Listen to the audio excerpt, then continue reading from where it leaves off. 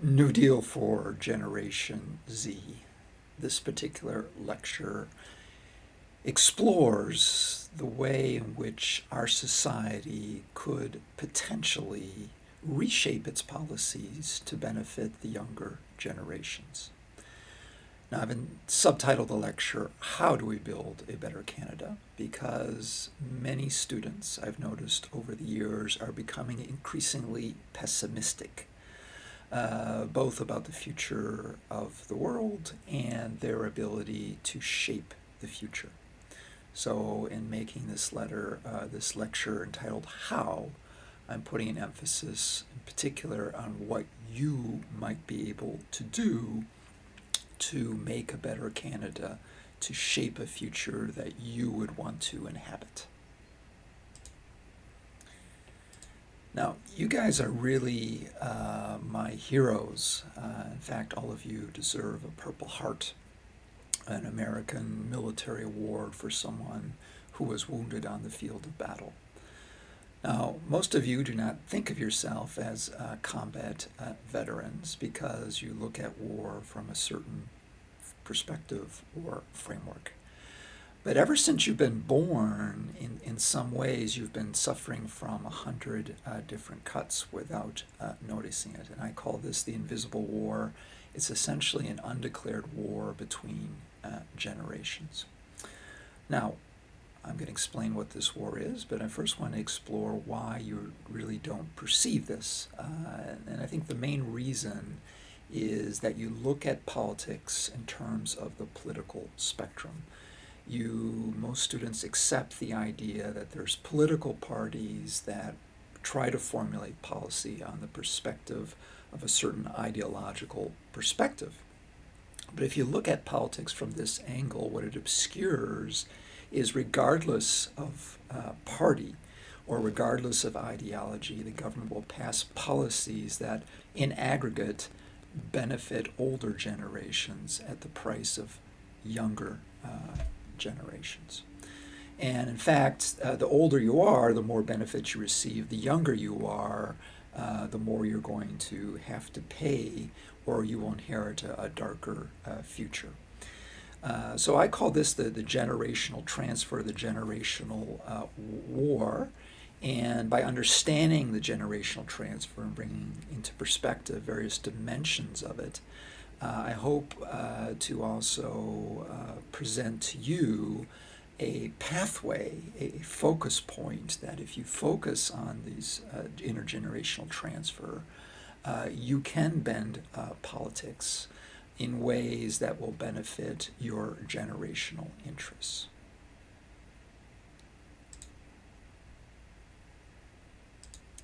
Now, one of the things I've really noticed over the last 5 years, really after the epidemic, is that students have become increasingly anxious. This isn't new, but in various ways it has intensified, even with the recession of the epidemic. Now, what are the reasons for this? One is simply a factor of rising student debt.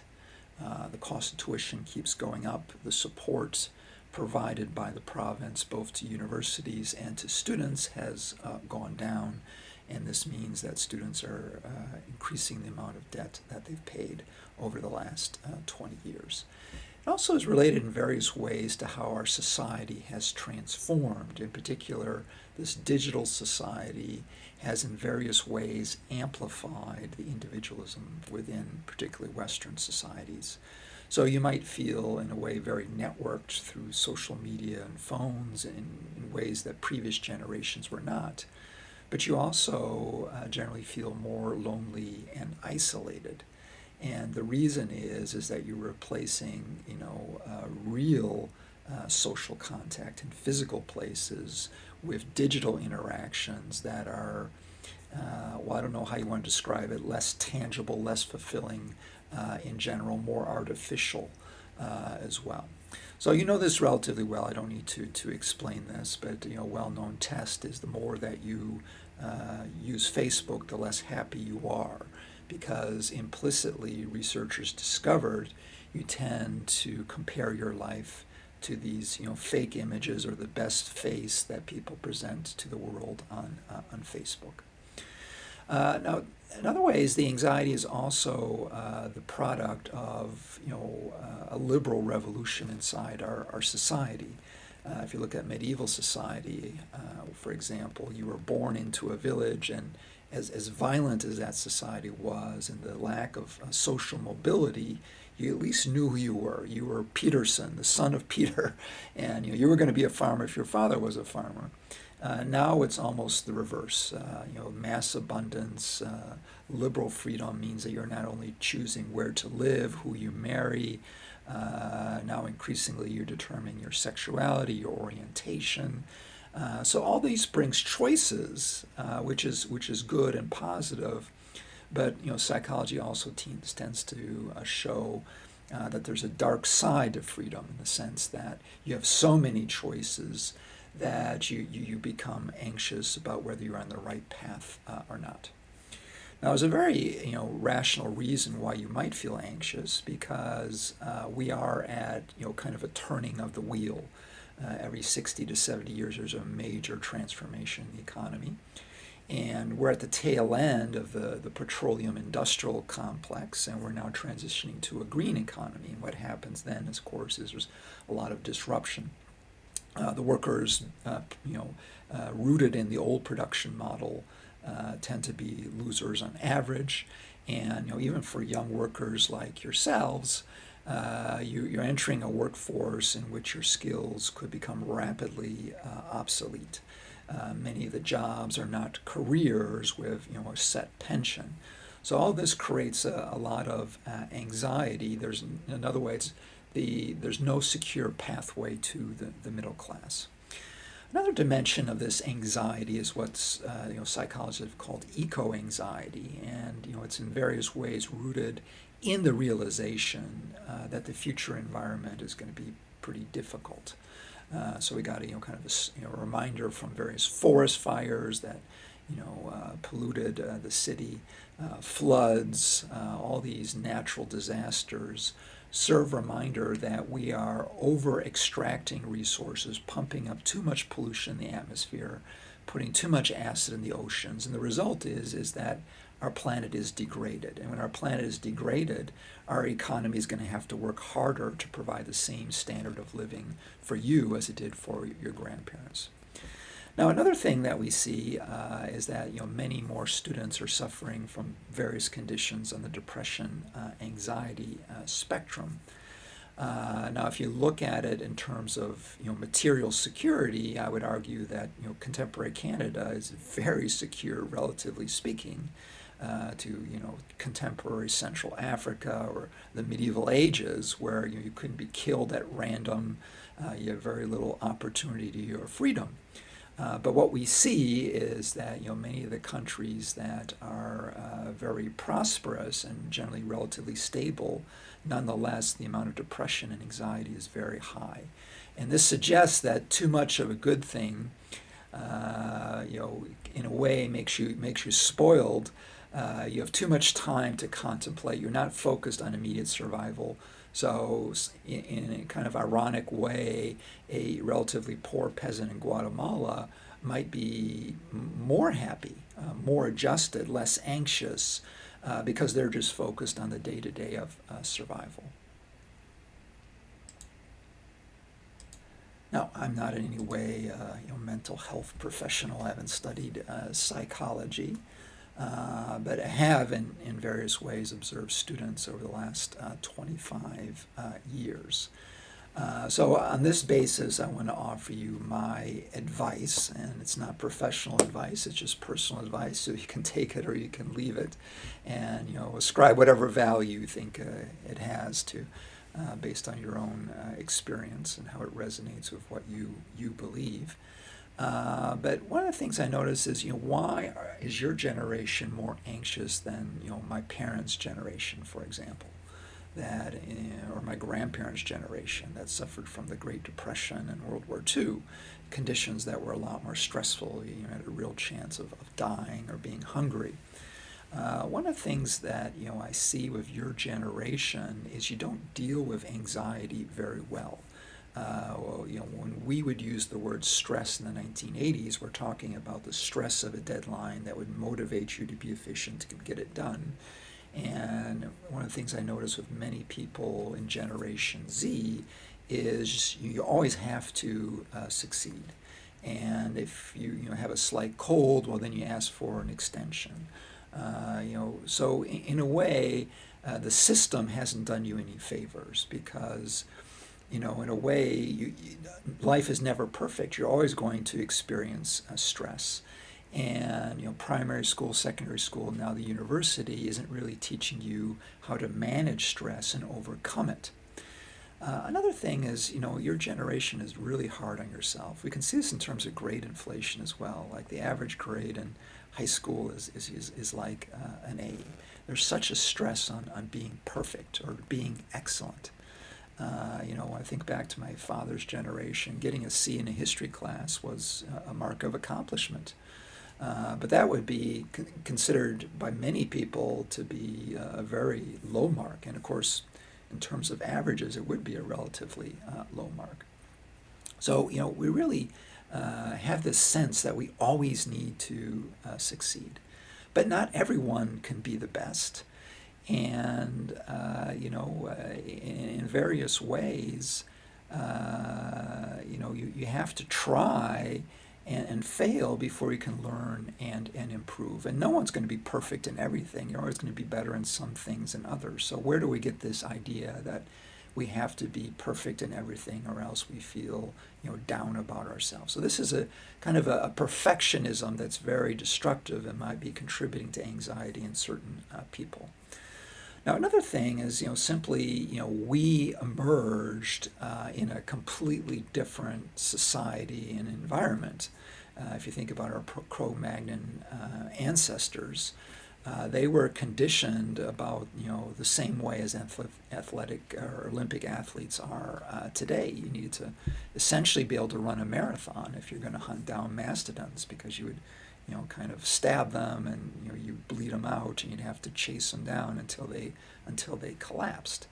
Now, if you look at contemporary society, most of us spend most of our time sitting on our derriere watching digital screens, and this ends up not being good for our body or for our mental health.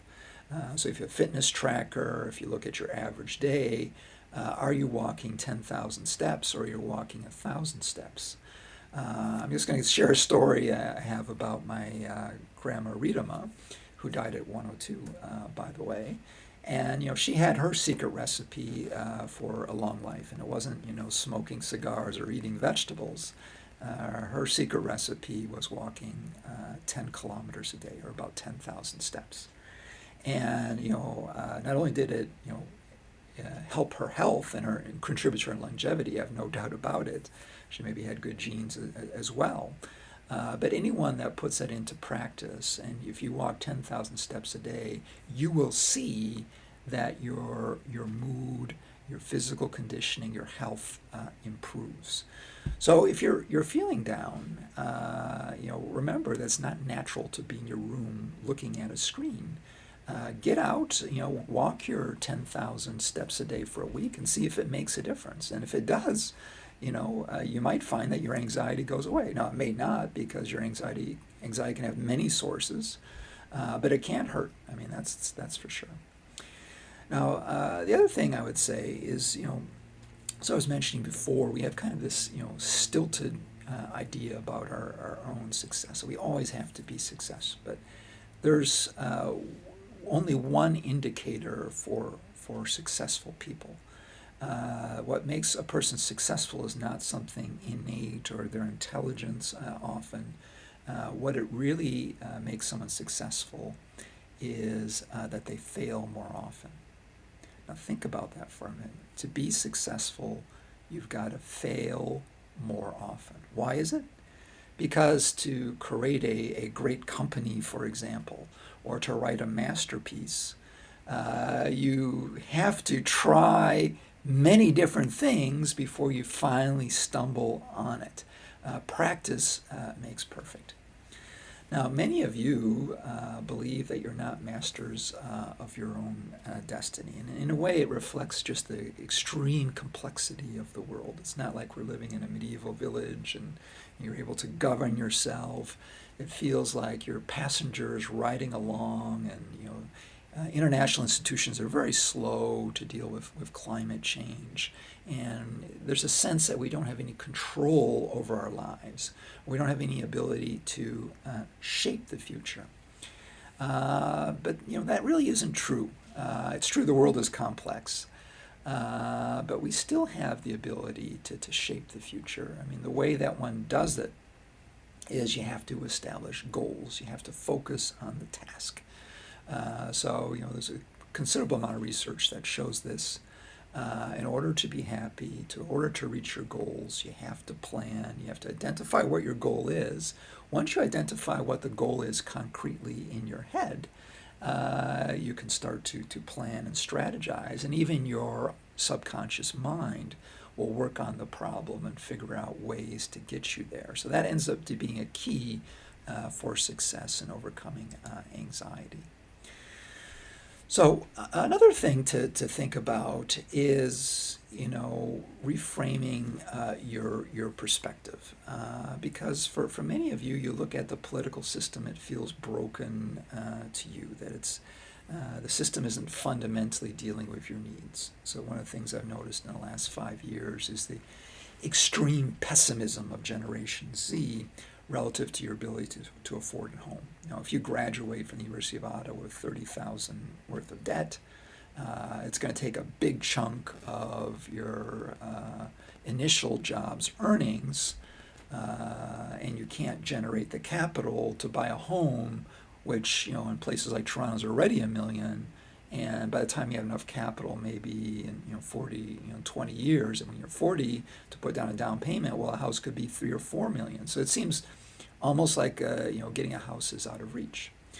Now, when we look at this condition, it's right to be. You could right to be frustrated, and you could argue the parties aren't doing anything, and all their policies are either magical thinking or moving too slow, but it's not really making a difference. Now, why is it? Is it really impossible to create affordable housing for your generation? I would argue no. I would argue we're not really focused on that the way we should be. It's not our national priority. If we would focus on that the way we focused on beating the Nazis in World War II, my guess is that in 4 or 5 years we'd come up with a solution for it. Now, why don't we focus on it? Well, if you go to Parliament and you sit in the House of Commons, you can look around the room, and you can see kind of 2 aisles, and there's the Conservatives and Liberals and these other parties that are there, and this is different establishment parties, and they're arguing, and they have different ideological values from which they look at policy. But you could argue that they're all the same, in the sense that most of the people down in that room are 50 or older, even 60 and over. And if they are, that old, from a different generation rather than Generation Z, how in tune are they with the things that you want and desire? Are they really representing your interest? Are they in tune with what you need? So my argument to you is, don't just think outside the box, but think outside the spectrum. Can you afford to have this party system in which both parties ignore the fundamental things that are important to people of your generation? And what would happen if your generation, for example, would all of a sudden speak as one voice? And you would demand that the politicians in Ottawa, no matter how old they are, would advocate for policies for, say, free higher education or affordable housing for young people. If you were, essentially speaking in one voice, I would say that you would probably, shake the throne, and you would find that the political system would start to recalibrate and acknowledge your power within the system. That's how democracy works. Now, another form of anxiety is essentially sourced in climate change. So, climate change is just one of three major ecological tipping points. There's about 12 that ecologists have identified. We're probably over the threshold of a safe threshold for three of those, including climate change. Although most ecologists would say that biodiversity loss and acidification of the oceans are actually more dangerous for human survival. And we look at the other hand, the very slow way in which governments are, kind of weaning themselves from petroleum, or on the international scene dealing with essentially a policy framework that's going to make a meaningful reduction to kind of tamper off climate change. So we're already feeling kind of the effects of a degraded planet in terms of housing insurance has doubled. We're having more extreme events, floods and fires and that sort of thing. And in a way, climate change is a form of intergenerational war, because the devastation, the climate change, is a result of failing to acknowledge climate change and transitioning the economy before. What we can see if we go back in time is, President Carter in the United States in 1979, in his famous malaise speech, was arguing that we needed to transition to green energy. And if the United States had done it, they would right now be in a great position, way ahead of Germany. And they wouldn't have to worry about China dominating the green economy of the future. But instead, very wealthy oil barons and, of course, American voters wanted to feel good again. They wanted to ignore the reality of ecology. They doubled down on petroleum consumption. They enjoyed a higher quality of material life, but now the bill is coming due. The environments can continue to degrade. It's causing food inflation. It's causing higher insurance. Now your generation is left holding the bag, and we have to ask a real, important question whether you can have the same standard of living as your parents and grandparents. Now, this has been replicated across the world. It wasn't just President Carter who was beaten by Reagan, who doubled down on petroleum. Stephen Harper broke the Kyoto Protocol when he developed the oil sands. We can see on the international level the refusal of states to accept hard targets. Oh, we can't do that now because the Ukraine war. There's always an excuse for not dealing with climate change or transitioning to the green economy. And the result is that the kind of the systems of life that support our economy are degrading. Already probably the economic growth is 2% lower than it should be, because we're spending so much money mediating for the effects of climate change, rebuilding bridges and having to build dikes and rebuilding homes that are destroyed because of climate change, or higher prices. And the future mediation costs, we're at a very high level now, but it's an exponential curve. So, the amount of infrastructural damage in 10 years, I shudder to think what it will be. And we're, all of Manhattan's going to have Netherlands-sized dikes. So the price tag is going to be huge, and that's all going to be, in terms of mediation, keeping what we have, not investing in the future and having a higher standard of living. And students complain about the high costs of things, but this is just the beginning. A large part of inflation is not, whether Trudeau is printing money, which he's not. It's really about the cost of food. And the cost of food, you bet, is correlated to the global environment, running out of fresh water, the limits of the industrial agricultural system. Now, another form of intergenerational warfare is the demographic bomb. So we have an aging population. What that means is after World War II, there was a baby boom, and after that, they had fewer children. So there's kind of, in terms of a population pyramid, there used to be more young people contributing into the system and less people at the top collecting social benefits. And when this pyramid reversed in about the 1970s, all of a sudden the state went into deficit because there were more people drawing resources that were contributing into it. Now, one of the things that Canada's been able to do, Australia as well, the United States to a certain degree, Japan, no, is we've been able to pay for our, our welfare state, our healthcare system, in part by inviting in immigrants. So they contribute to the system. They're younger, and this helps to pay for Social Security. Is pretty solvent in Canada. The problem is that we're not building enough houses to welcome in these immigrants, and this is causing housing inflation, which means that the young generation, native-born Canadians and immigrants, are struggling to find affordable housing. Now we also have a fundamental inequality because we're not taxing as much. So people are accumulating and generating wealth, and the result is that the boomer generation tends to own multiple homes. Their home, their country home, their investment home.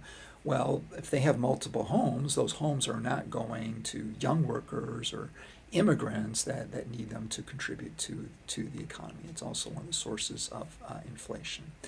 What we also see is there's a fundamental change in what a Canadian family is. There's, of course, divorce, but there's new family structures. There's a lot of people that are never marrying or prefer to be single. The result is we need more homes than we did before because there's many more people living outside of the nuclear family household. So one of the ways to think about taxation, we tend to think in Canada in terms of progressive values. The richer you are, the more we tax people. But if you look at the way our tax system is set up, the older you are, the less taxes you paid and the more benefit you got. The younger you are, the less benefit you're going to get and the more taxes you're going to pay. So it's not just a matter of rich and poor, but it's also a matter of what generational justice would mean that there would be taxes on the rich to pay back the deficits that they accumulated and that they invested for their personal wealth. So that's one thing to potentially think about in terms of restoring generational justice. Now, national debt, conservatives often make this point. This is a way of robbing the economic future because you take money, you can use it to improve the standard of living, not pay back your national debt. So you don't have to raise taxes, so you have more to spend, you can go to restaurants. But the problem is that the debt, the money you borrow from China or some other country, has to be paid back with interest. And if you fall into this debt trap and interest rates go up, all of a sudden a large part of your GDP is not going towards investment or basic services, is going back to pay foreign creditors. What we see in North America is ever since the 1973 OPEC oil crisis, oil was really the critical ingredient in the mass production model. It really underwrote the post-war golden recovery. So when OPEC quadrupled the price of oil in 1973, and they kind of did it again in 1978, it in a sense meant the end of the golden recovery after World War II, because oil was an input not just into transportation, your car, it was also in plastics, fertilizer, various chemicals.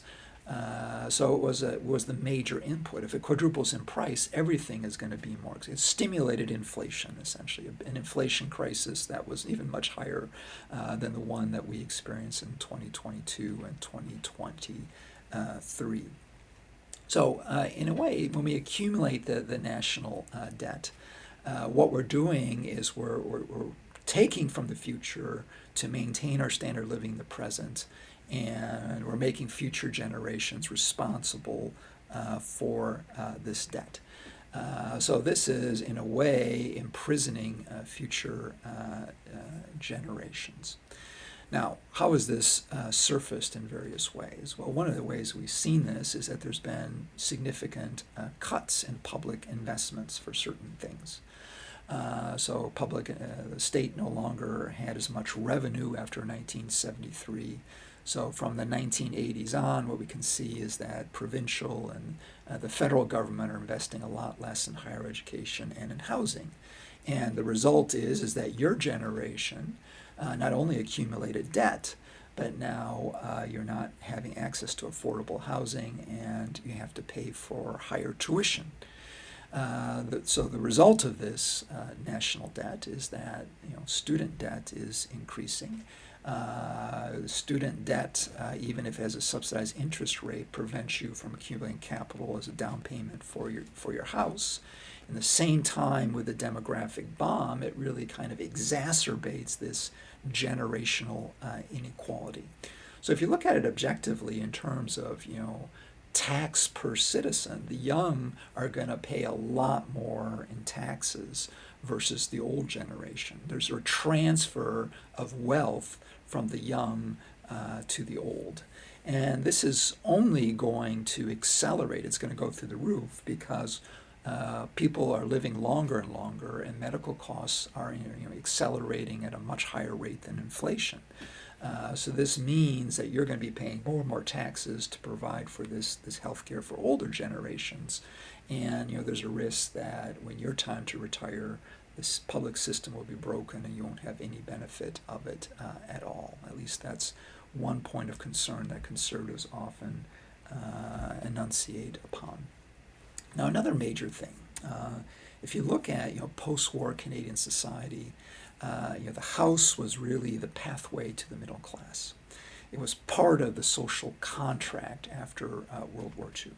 If you owned a home, you became a proprietor, and this became your principal investment that underwrote your retirement. So what happens to your generation when the house price is basically 600,000 or more? In Toronto it's $1 million, Vancouver it's even higher.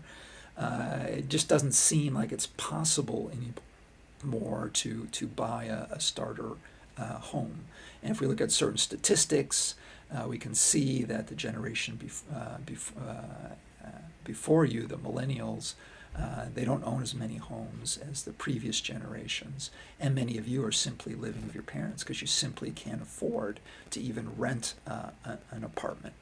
Now, if we don't have a pathway to the middle class, this is obviously a source of anxiety for you, but it's also a major problem for our society and our political future as a whole, because the young are the future in terms of the workforce. They're paying into the system, and if they have no hope into the future and a pathway into the middle class, it's creating a crisis that isn't often spoken about or addressed.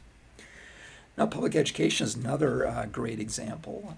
What we can see is since the 1980s, with neoliberal ideas, education has been transformed from a right to a public right to a private benefit.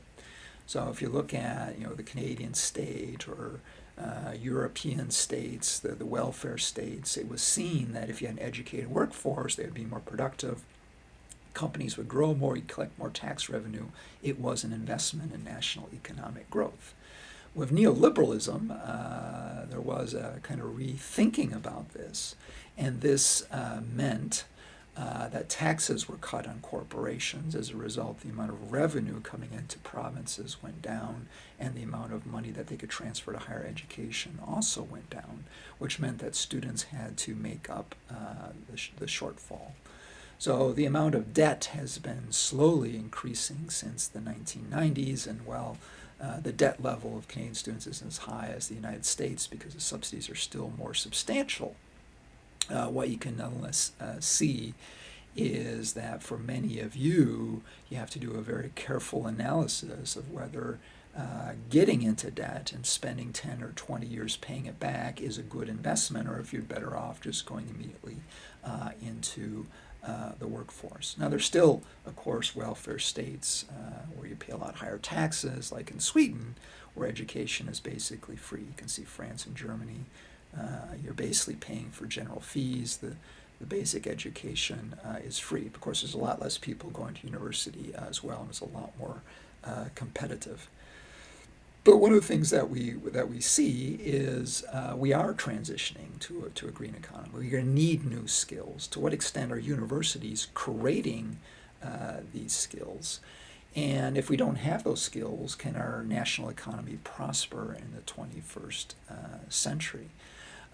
So, if you had a policy that was, either more social or a policy that was more focused on the youth, it would probably be subsidizing education and focusing on creating skills that are going to be dominant in the next two decades, especially as the petroleum industrial complex is going to, by necessity, have to fall away, and these new green technologies are actually a lot more efficient, which means that it's going to become very inefficient to continue on with the petroleum technology block.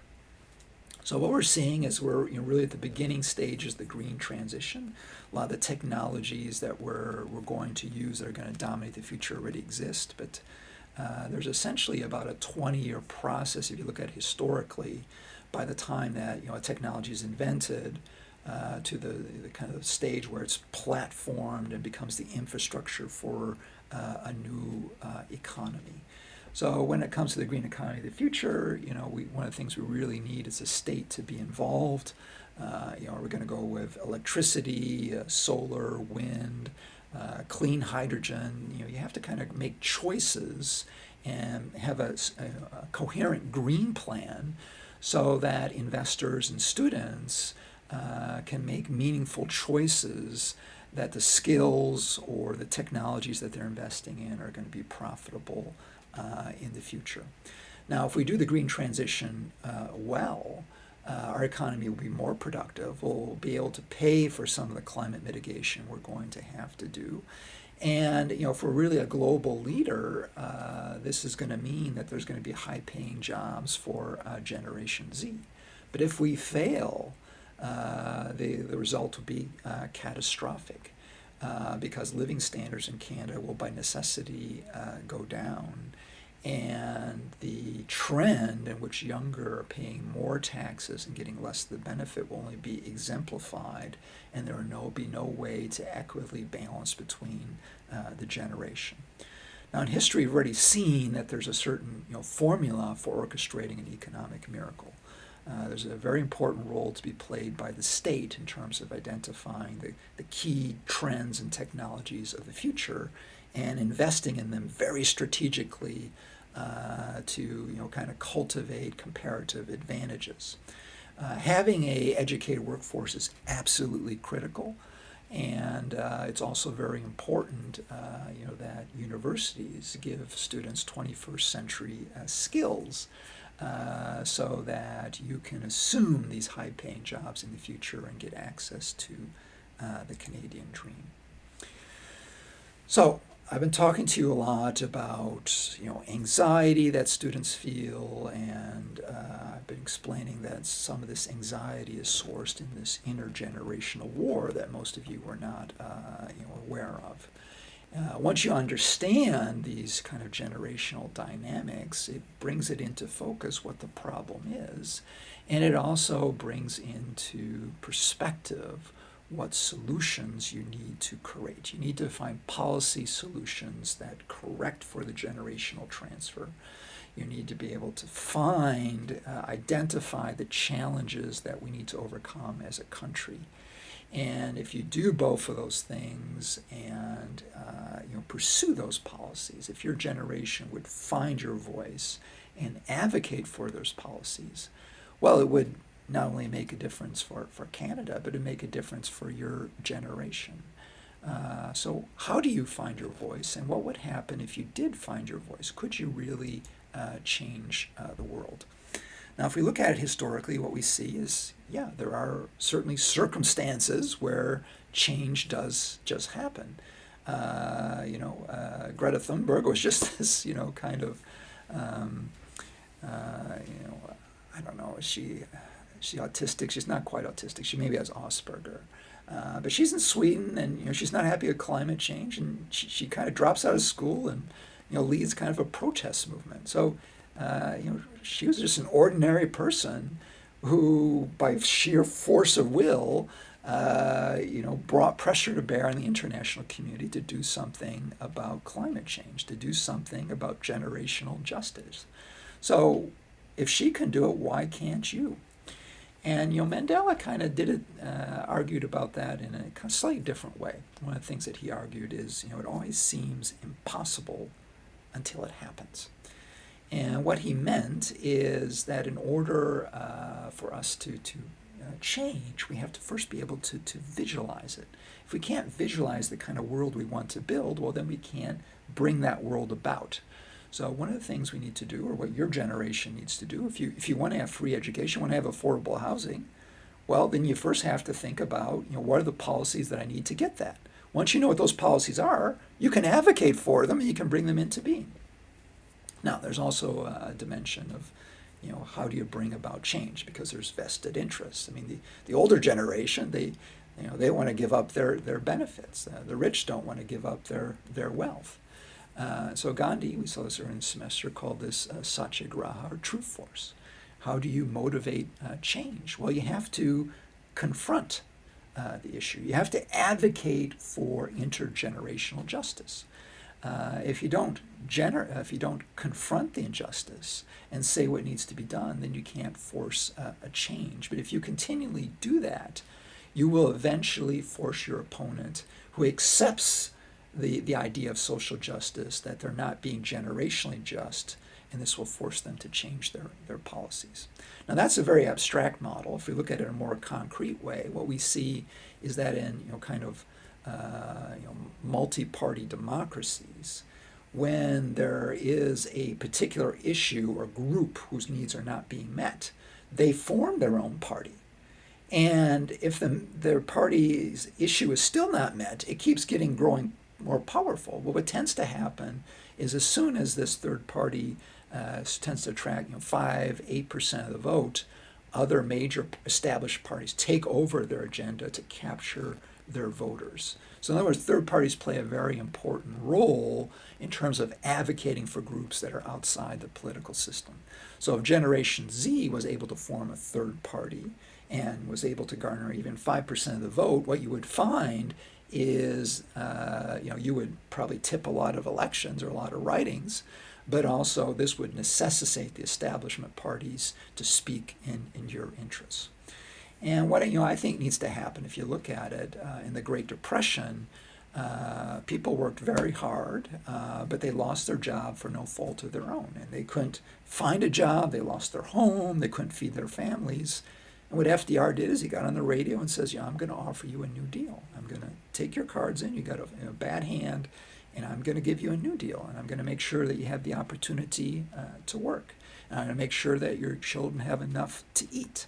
So if we're looking at our society right now, the injustice for Generation Z is very high. And in 10 years, we might be at a crisis point. I mean, there might be, in a way, no reason for Generation Z to even work. I mean, well, why am I working? I'm just a slave for these older generations. So we need a New Deal. And if we look at the New Deal as a model, we need to articulate, we need to come up with a platform.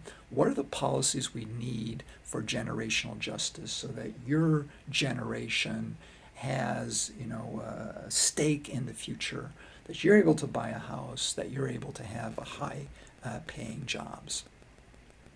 Now, if you crunch the numbers and just look in Canada, there's a group called Future Majority, essentially Generation Z folks that are trying to mobilize people together. They did an analysis.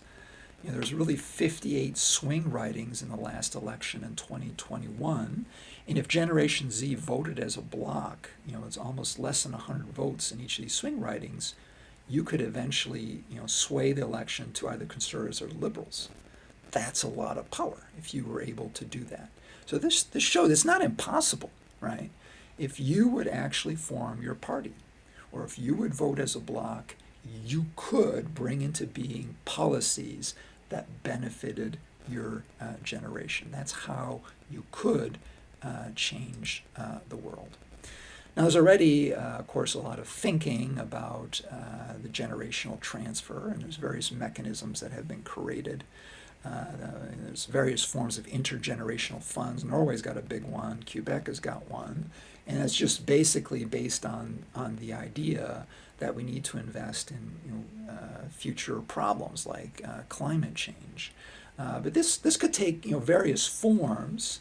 But you could, if you think about the debt burden, you could create a fund on the current balance sheet to invest in priorities for Generation Z, like housing. Now, shelter is generally considered to be a right. So if you can't buy a house, that is a problem. Is it really impossible for us to build houses for everyone? I would argue no. I think there are various technological solutions that are on the horizon. We haven't really. There's a lot of housing market's very complex. There's lots of things going on, but we haven't focused on affordable housing as a national priority. Maybe we should, or maybe we should call housing as a right. And if we make it a right, then the government has to essentially create a structure that enables it to be affordable for everyone. Higher education is a very big one. There's a lot of think tanks on how to make it free and how to pay for it. Right now, a lot of corporations get the benefit of the university system. You pay for your own education. They exploit you as workers. They get subsidies. They generate proprietary technology. Their startup, they sell it to a big company. They make a private fortune. So who's benefiting from private education? It's not the investor or the private student. Right now, it's corporations that benefit from it. So we could think about strategies to make university tuition free. Now, the green transition is very complex. It's dealing with climate change, new technologies, clean energy, all of these things. The general consensus is the only way to transition from petroleum to these cleaner technologies is you need to have a market mechanism. So that means pricing pollution, putting a price on the carbon.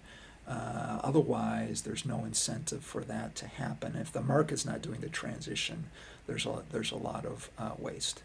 So you could think about what would be the policies we need for the green transition. It could be some form of a carbon tax. It could be investment for green entrepreneurs.